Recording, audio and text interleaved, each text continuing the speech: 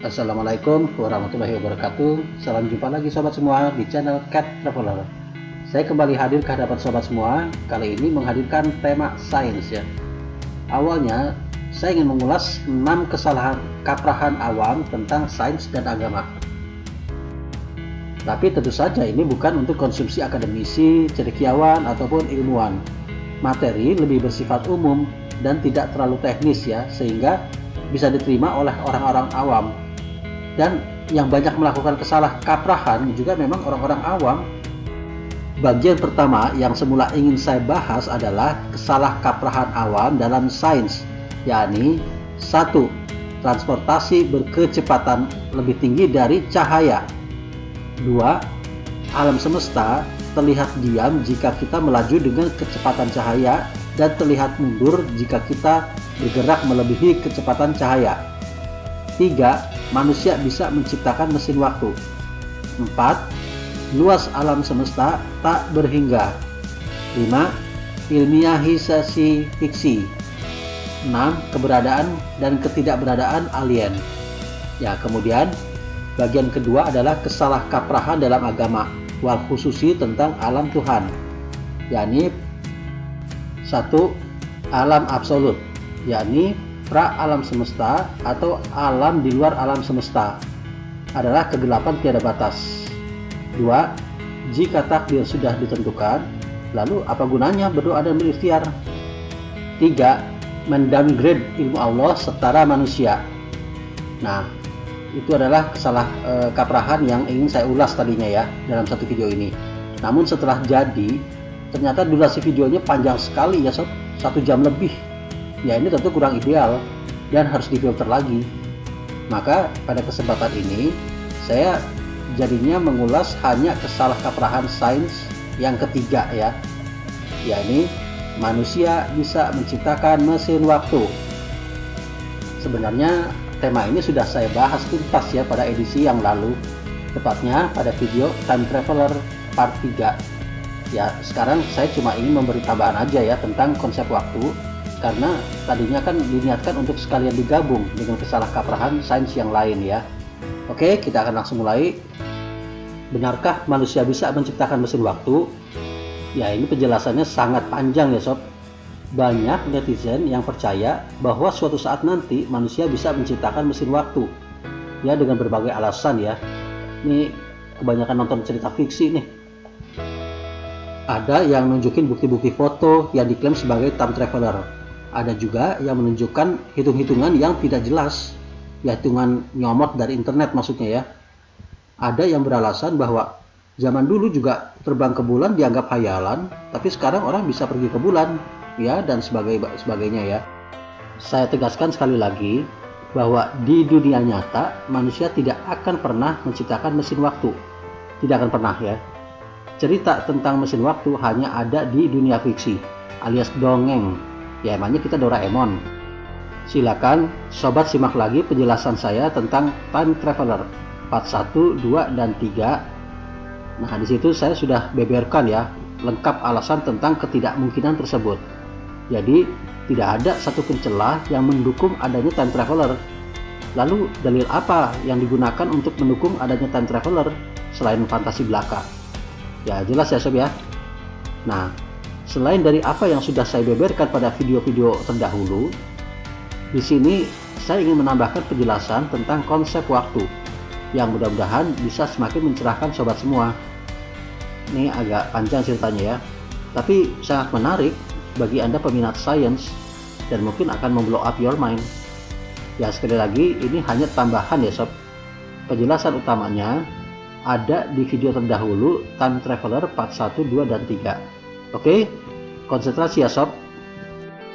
Einstein sudah mengemukakan bahwa ruang dan waktu adalah sebuah kontinuitas. Ada waktu, ada ruang. Sama aja saat kita bicara bidang 2 dimensi, ya pasti ada panjang dan lebar sebagai komponen penyusun. Ada 2 besaran di situ ya. Lalu saat kita bicara ruang 3 dimensi, ada 3 besaran di situ, yakni panjang, lebar, dan tinggi. Maka ketika kita bicara 4 dimensi, ada 4 besaran di situ, yakni panjang, lebar, dan tinggi ya, serta waktu. Nah, 3 diantaranya memiliki satuan yang sama, sementara waktu memiliki satuan yang berbeda. Nah, disinilah titik krusialnya. Kenapa panjang, lebar, dan tinggi dimasukkan sebagai dimensi yang berbeda, padahal satuannya sama? Ya karena kita tahu arah dimensinya berbeda.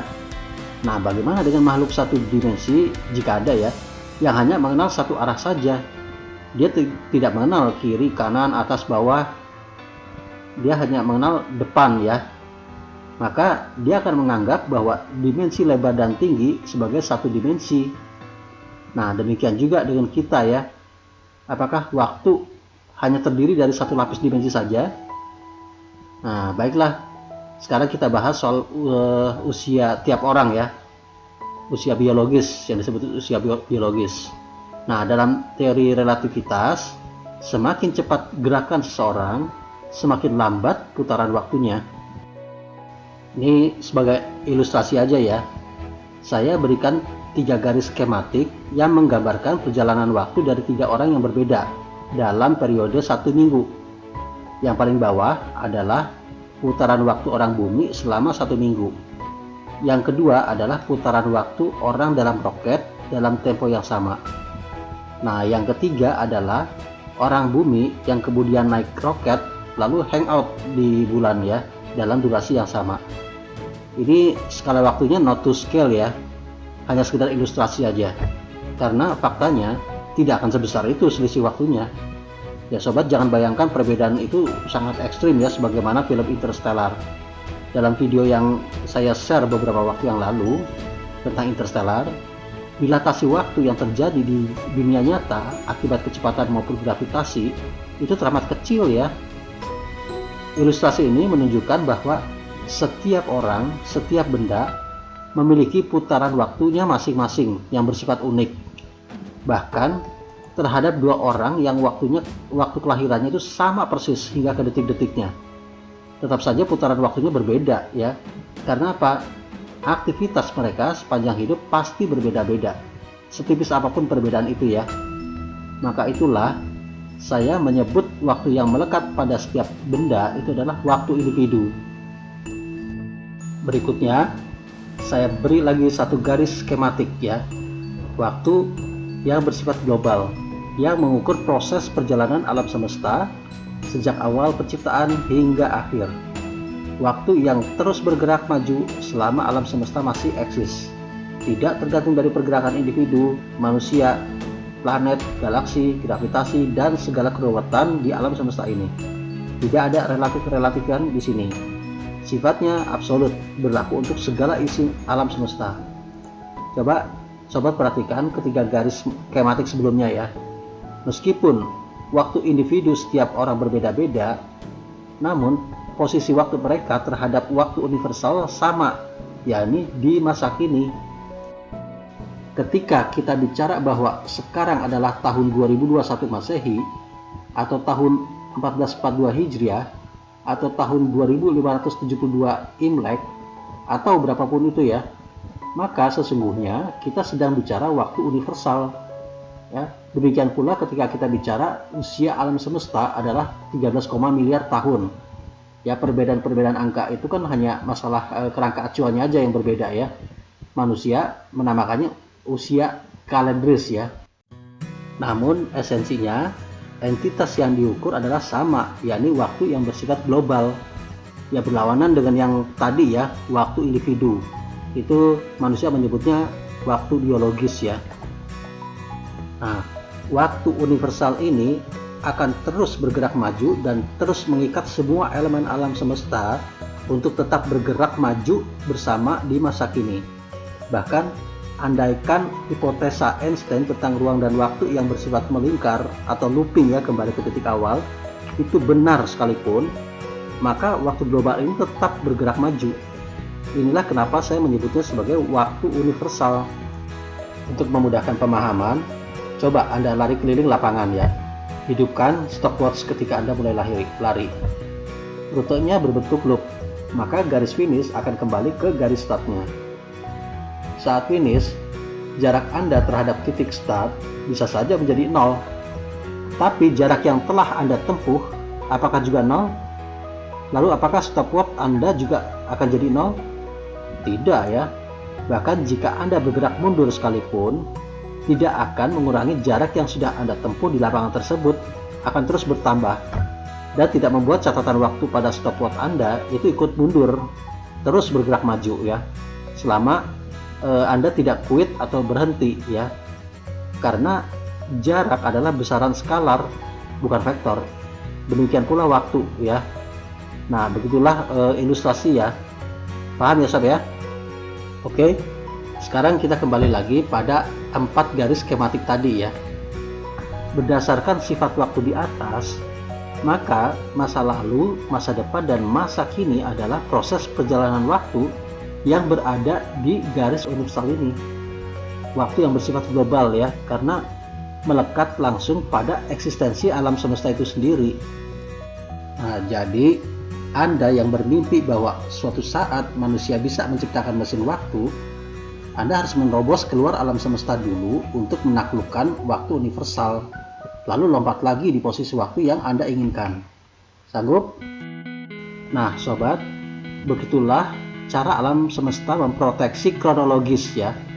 Ketika Anda mencoba memperlambat waktu dengan mengikuti kaidah sains, misalnya dengan mengitari black hole atau meroket dengan kecepatan yang sangat tinggi, atau bahkan ketika Anda berusaha menghentikan waktu sekalipun ya, dengan cara terbang secepat cahaya atau terjun ke black hole misalnya bisa, maka efeknya hanya terjadi pada putaran waktu Anda sendiri. Pengaruhnya hanya pada waktu individu ya, sementara secara universal Anda tetap berada di masa kini bersama alam semesta yang lain ya. Hukum alam akan selalu mengikat Anda dan seluruh elemen alam semesta ini di masa kini. Kenapa bisa begitu? Ya, ketika sebuah benda bergerak dengan kecepatan tertentu, maka sesungguhnya benda itu bukan hanya berpindah secara ruang, tapi juga waktu. Itu adalah konsekuensi bahwa ruang dan waktu bersifat kontinuitas ya, sebagaimana teori Einstein. Nah, karena kecepatan gerak setiap benda di alam semesta ini beda-beda, maka harusnya ya posisi ruang dan waktu kita dan teman-teman kita ya, itu juga berbeda-beda mestinya. Misalnya teman saya yang orang lapangan ya, banyak bergerak kemana-mana, itu akan sampai pada pukul 7 malam lebih dulu dibandingkan saya yang lebih banyak bekerja di balik meja. Ya mungkin selisihnya hanya beberapa nanodetik ya, tapi faktanya tidak demikian. Hukum alam memproteksi agar itu tidak terjadi. Saya dan teman saya tetap mencapai jam 7 malam secara bersama-sama ya. Jadi saat saya ketemu dengan teman saya, maka yang saya temui itu adalah memang teman saya yang teranyar, bukan teman saya yang di masa lampau beberapa nanodetik yang lalu. Nah, caranya bagaimana? Ya, putaran waktu dari teman saya itu yang diperlambat beberapa nanodetik dibandingkan dengan saya. Jadi teman saya itu penambahan usianya lebih muda sedikit beberapa nanodetik ya, dibandingkan dengan pertambahan usia saya. Contoh lain, ini yang lebih signifikan ya. Misalnya Anda naik roket yang bergerak dengan kecepatan yang sangat tinggi, maka untuk sampai di tahun 2022 misalnya, harusnya Anda yang naik roket itu lebih dulu nyampe dibandingkan dengan kita-kita yang di bumi. Tapi ternyata hukum alamnya tidak demikian kan? Roket tersebut memang benar mencapai 2022 lebih singkat dibandingkan dengan kita yang di bumi, tapi bukan berarti lebih duluan. Jadi misalnya kita yang di bumi sampai di tahun 2022 itu dalam waktu 6 bulan. Nah, roket tersebut mungkin nyampe ke tahun 2022 itu hanya dalam tempo 5 bulan. Nah, tapi secara universal nyampenya tetap bareng ya di tahun 2022 itu. Gimana caranya? Dengan memperlambat putaran waktu roket tersebut. Jadi 6 bulannya kita sama dengan 5 bulannya roket.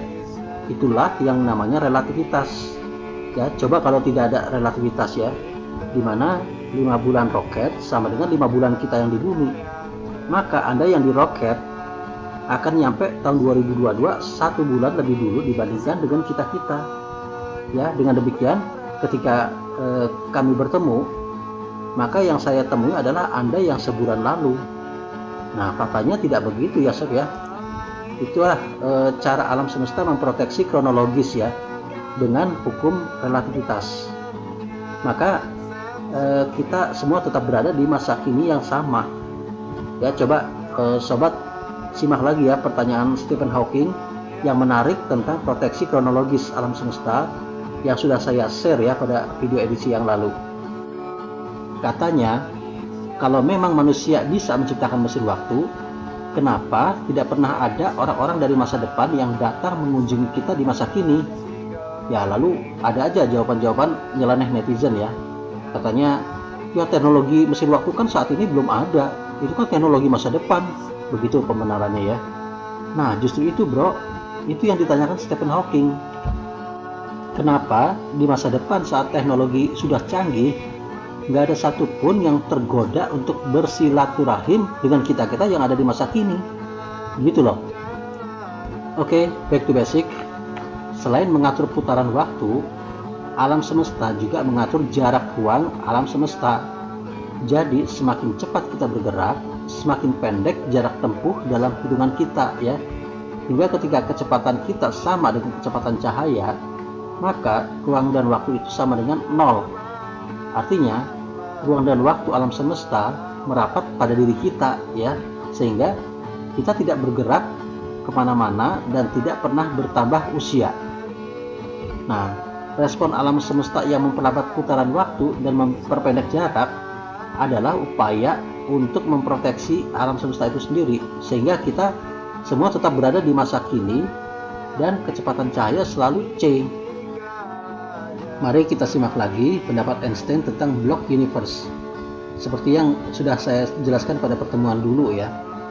Dia bilang bahwa alam semesta sesungguhnya berstruktur 4 dimensi yang tercipta sekaligus dalam satu kali momen, dari awal waktu hingga akhir waktu ya. Nah, namun kita tidak bisa menangkap keseluruhan alam semesta itu dalam wujud 4 dimensinya, karena kesadaran kita terbatas hanya pada 3 dimensi, sehingga kita hanya bisa menangkap alam semesta persatuan waktu ya, yakni masa kini. Jadi singkatnya, Einstein mengatakan bahwa masa lalu, masa kini, dan masa depan adalah sesuatu yang eksis secara berdampingan dalam sebuah blok yang disebut block universe. Nah, karena sudah tercipta, ya tidak bisa dia obok-obok lagi, yang sudah jadi. Jelas ya sob ya? Nah, 2 begawan fisika aja udah jelas menolak adanya time travel. Lah Anda yang hanya bermodalkan foto aja udah mengklaim adanya time traveler ya. Itu asli ya, hasil imajinasi liar Anda sendiri ya. Nah, belum lagi kalau diadu dengan agama. Nah sobat, teori block universe-nya Einstein ini disebut dengan paham eternalisme ya. Tandingannya adalah paham presentisme yang mengatakan bahwa eksistensi alam semesta hanya ada di masa kini. Jadi masa lalu sudah langsung musnah dan masa depan belum ada. Saya sependapat ya dengan teori eternalisme dalam satu hal, dan sependapat pula dengan teori presentisme dalam hal lain. Ya, saya akan ulas ini di video berikutnya ya, pada saat kita membahas kesalah kaprahan dalam agama ya. Nah, jika Anda lebih mendukung teori presentisme ketimbang eternalisme, ya ini andaikan ya, maka ketika Anda lompat ke masa lalu atau ke masa depan, yang ada hanyalah kehampaan. Karena masa lalu dan masa depan adalah sesuatu yang tidak eksis ya. Kesimpulannya, mesin waktu adalah mitos titik. Saya menyarankan, kalau Anda habis nonton film fiksi tentang time travel, cobalah Anda jalan-jalan keluar rumah ya, dan lihatlah sekeliling Anda. Ini untuk memulihkan pikiran Anda, tidak addicted alias kecanduan terhadap fiksi. Ya, kembali pada realita bahwa dunia ini tidak sedongeng itu. Oke sob, ya dengan demikian saya sudahi dulu pertemuan kita sampai di sini. Wassalamualaikum warahmatullahi wabarakatuh.